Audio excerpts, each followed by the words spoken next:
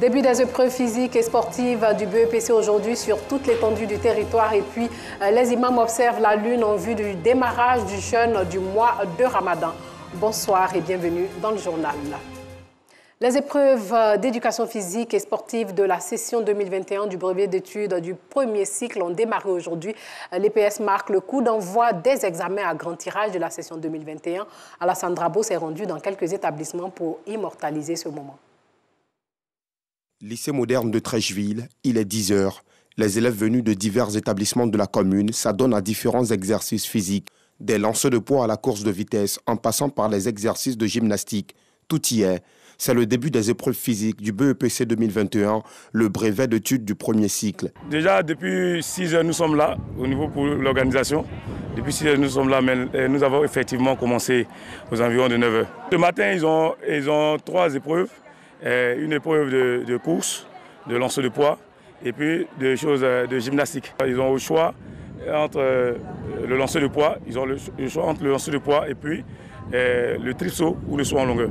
Après les exercices physiques, les candidats espèrent obtenir la moyenne pour réussir cet examen. On est venu composer pour l'examen. On est à l'épreuve physique. Je peux réussir par la grâce de Dieu. Le verre est fini. Course de vitesse.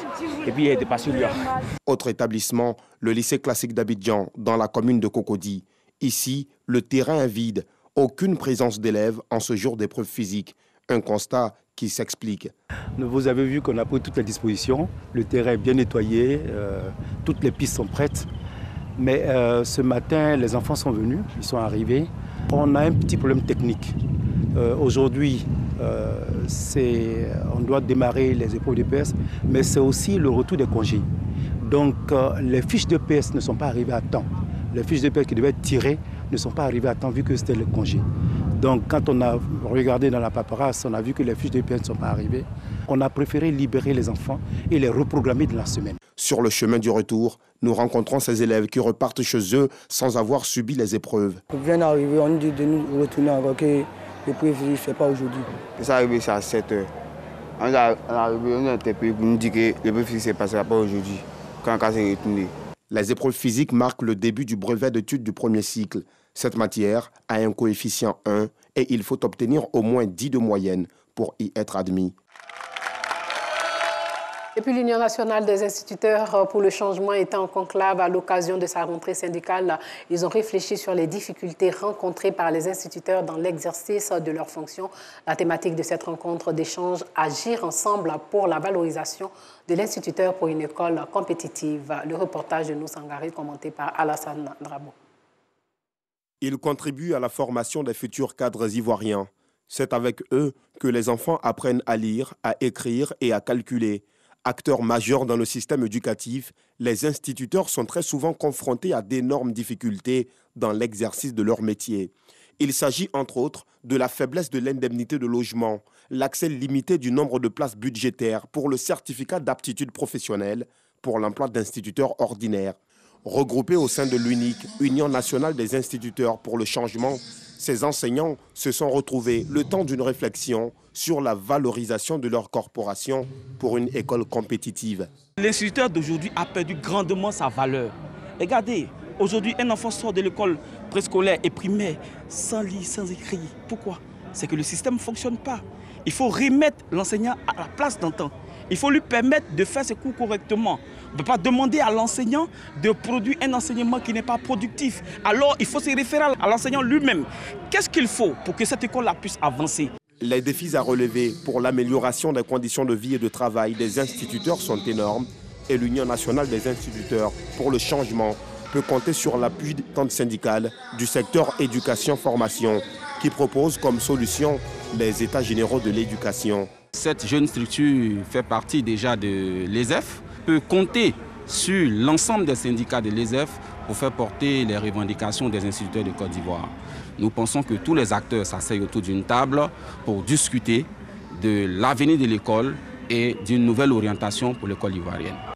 Invité à cette rentrée syndicale au nom des élèves et étudiants, Alain Sinclair, secrétaire général de la FESI, Fédération estudiantine et scolaire de Côte d'Ivoire, invite les autorités à revoir le mode de recrutement des instituteurs en vue d'un système éducatif de qualité.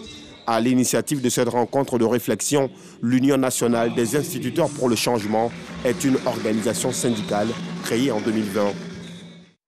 Parlons coopération transfrontalière. La sécurité et le développement étaient au cœur d'une rencontre à Banfora, c'est au Burkina Faso. Clément Boko nous en dit un peu plus. Les autorités administratives des régions du Tchologo et du Bonkani en Côte d'Ivoire et les autorités administratives de la région des Cascades et de la région du sud-ouest du Burkina Faso à Banfora pour une rencontre de concertation. 3 jours de réflexion au cours desquels les administrateurs élaborent un plan d'action pour traiter les questions liées à la situation sécuritaire, à la cohabitation pacifique et au développement des espaces frontaliers. Cette rencontre est arrivée à point nommé dans la mesure où cela va faciliter la fluidité de la circulation des informations entre les 2 États et notamment entre les forces de défense et de sécurité. Cette rencontre est une initiative de la Commission nationale des frontières de la Côte d'Ivoire et celle du Burkina Faso en collaboration avec la coopération allemande à travers la GIZ. Nous avons fait le point des problèmes que les chefs de circonscription administrative rencontrent dans leur circonscription au niveau de la gestion de leurs espaces frontaliers et nous avons identifié des actions à mener au cours de la période qui court à partir de maintenant.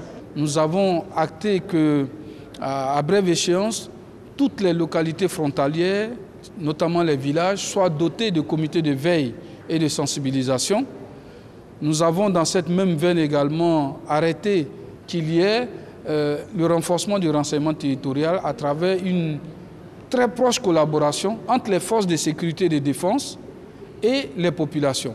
À côté de cela, nous avons demandé la poursuite des patrouilles conjointes à nos 2 frontières, à l'instar de l'opération Komoué, qui a été faite par nos 2 armées, pour éviter de créer le terreau facile à l'extrémisme violent et au terrorisme. Les autorités ont suggéré qu'il y ait une grande rencontre sur la problématique du racket et de la libre circulation à nos frontières. C'est le 2e rendez-vous du genre après celui de Ferké en 2017. Il est relatif à l'institutionnalisation des rencontres périodiques de concertation entre les autorités administratives frontalières de la Côte d'Ivoire et du Burkina Faso, signé le 30 juillet 2014 à Ouagadougou, à la faveur de la 4e conférence au sommet des chefs d'État du traité d'amitié et de coopération TAC. Sachez qu'un terrain de sport de 24 millions de francs CFA a été offert à la pouponnière de Dabo en vue de permettre aux enfants en situation de handicap de se divertir plus sainement.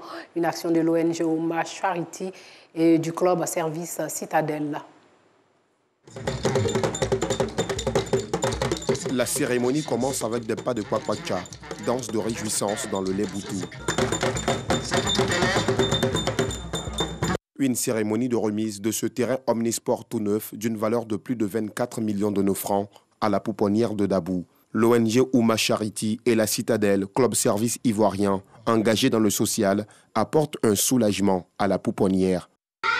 Lorsque nous avons vu la directrice et les encadreuses, l'effort qui est fourni avec si peu de moyens, nous avons estimé que nous devons leur venir en aide. Et lorsque nous avons identifié les besoins, nous avons compris qu'il y avait un besoin qui était de leur permettre d'avoir un espace de jeu.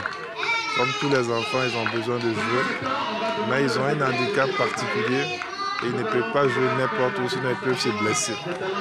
D'où la réalisation de ce joyau-là. Ce projet, c'est un projet pour permettre à des centaines d'orphelins d'avoir une vie épanouie. Parce qu'ici, ils n'avaient pas d'activité, ils n'avaient pas de jeu. Et c'était important pour nous de contribuer à ce bonheur-là. Et c'est ainsi Ouma Charity, dans le monde entier, on essaie de contribuer au bonheur de milliers de personnes. Pour la directrice de la pouponnière de Dabou, ce terrain omnisport offrira aux poupons un cadre moderne de divertissement. Je l'accueille avec beaucoup de plaisir, beaucoup de joie, parce que ce bel ouvrage que la Citadelle Ouma Charity offre à ses enfants vient répondre à un besoin urgent et réel pour ces enfants qui sont des enfants à besoins spéciaux. parce qu'ils sont tous en situation de handicap, ils sont au nombre de 98. Ce terrain omnisport leur permettra assurément de se détendre, mais il leur permettra également de pratiquer des activités sportives et surtout de pouvoir corriger un tant soit peu les difficultés au niveau physique, les problèmes d'équilibre.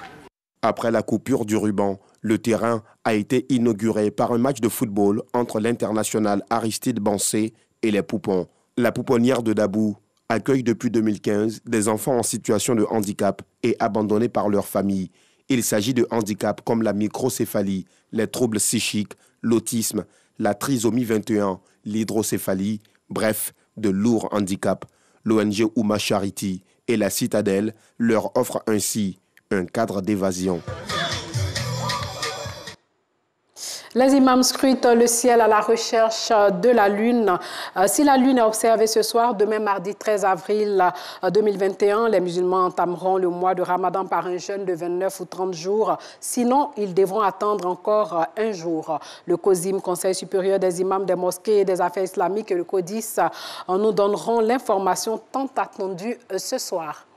En attendant, sachez que la communauté musulmane de Côte d'Ivoire, qui peut-être va démarrer le jeûne demain ou après-demain, se mobilise pour récolter des fonds. Plusieurs familles issues de couches défavorisées n'auront pas la chance de faire des provisions pour aborder avec quiétude ce mois de Ramadan. L'Union des femmes pour la charité a lancé une mobilisation de fonds pour l'opération de distribution de denrées alimentaires à ces familles. Koné Paragasoro, Demadongui. L'entrepreneuriat pour une jeunesse autonome. Cette thématique était au centre de la cérémonie de lancement de l'édition 2021 de mobilisation des fonds pour l'opération de distribution des denrées alimentaires aux familles en détresse pendant le mois béni de Ramadan.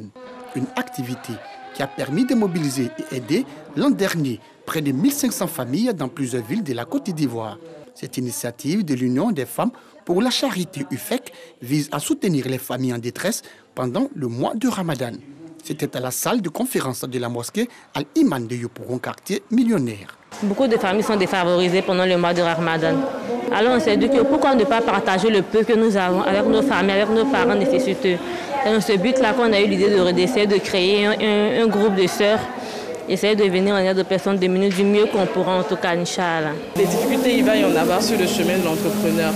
Mais en tant que femme, peut-être femme voilée, peut-être qu'on aura une double difficulté, mais il faudra avoir un mental d'acier, de sorte à pouvoir réussir dans le chemin de l'entrepreneuriat. Pour les participants, cette initiative de l'Union des femmes pour la charité est à encourager. Ils disent avoir profité des enseignements pendant la conférence. Le musulman doit savoir partager ce qu'Allah subhanahu wa ta'ala dans sa grande bonté lui a accordé. Donc à la sortie de cette conférence, que chacun prenne conscience de sa responsabilité de donner un peu de ce qu'il a, même si ce n'est pas beaucoup. Étant une femme musulmane, d'abord c'est de viser un objectif. N'attends pas une personne qui va pouvoir t'employer dans son entreprise. Être entrepreneur, vraiment, ça rapporte beaucoup. Tu as la possibilité de faire plusieurs choses. Tu n'es pas sous la pression d'une personne. Tu es relax dans la tête. L'Union des femmes pour la charité UFEC est une association caritative à but non lucratif et apolitique. Sa mission, distribuer des denrées alimentaires aux familles dans le besoin pendant le mois du Ramadan. Ces responsables invitent donc les différentes associations et ONG islamiques à plus de solidarité et d'entraide pendant ce mois de piété en vue de permettre aux personnes défavorisées d'aborder avec quiétude et sérénité le mois de Ramadan, mois de partage.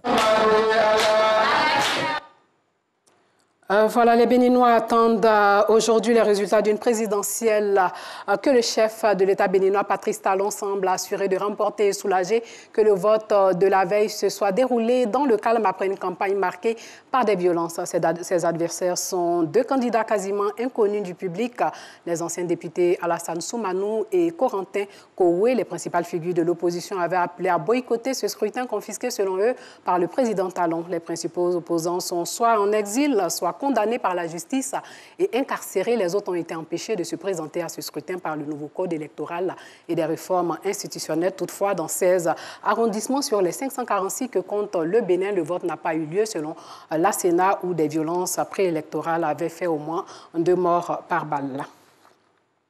Une nouvelle équipe gouvernementale constituée de personnalités tout acquises au président Félix Tshisekedi, c'est en RDC, a été dévoilée ce lundi. En plus du Premier ministre, ce nouveau gouvernement baptisé gouvernement de l'Union sacrée de la nation compte 57 membres, dont 14 femmes, représentativité féminine 27%, moyenne d'âge à 47 ans, nouvelle figure 80%, les priorités sécurité, santé, enseignement, justice, agriculture, pêche et élevage, économie, processus électoral, infrastructure numérique.